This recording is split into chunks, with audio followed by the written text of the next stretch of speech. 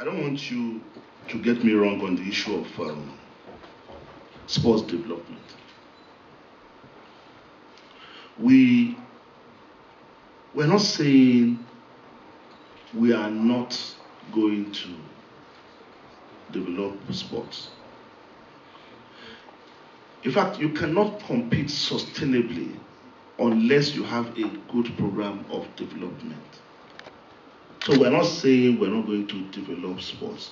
What we are saying is that we are going to develop a strategy that can ensure that we can compete effectively now and in the future. So the development agenda falls within the medium term and the long term strategy. But you also have to have a strategy for now. It's important. We can't tell Nigerians to wait for the next 10 years for us to begin to turn this around. We must look for what can we do within the short term, then why we plan for long-term strategy. We keep talking about school sports.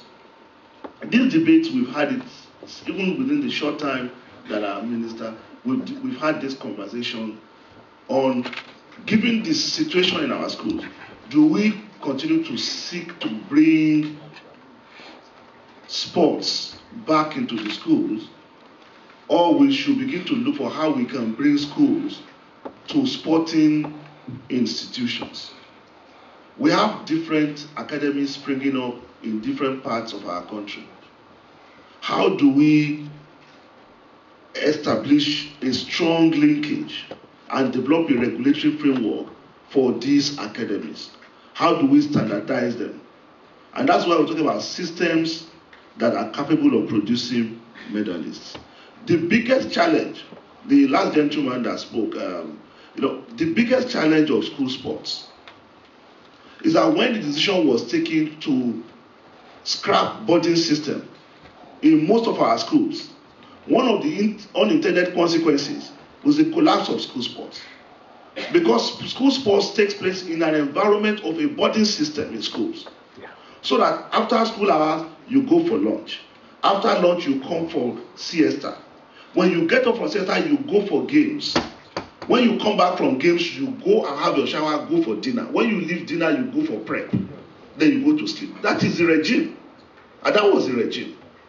But most of our schools today are day schools. Do we now begin to seek to influence policy change at the Ministry of Education level to bring back boarding system?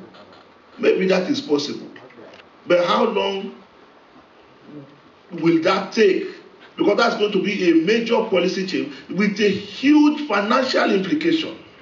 You have to talk of building hostels for children, providing that has eternity of policy implications, and is a convenient excuse not to do anything. When you look at the economic that is required to do that, we are in a very difficult situation.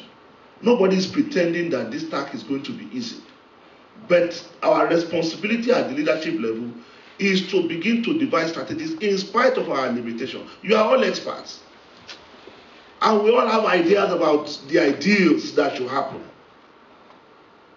But if we must wait for ideal conditions, we are never going to do anything. So that is in spite of those limitations that we are saying that we must forge ahead.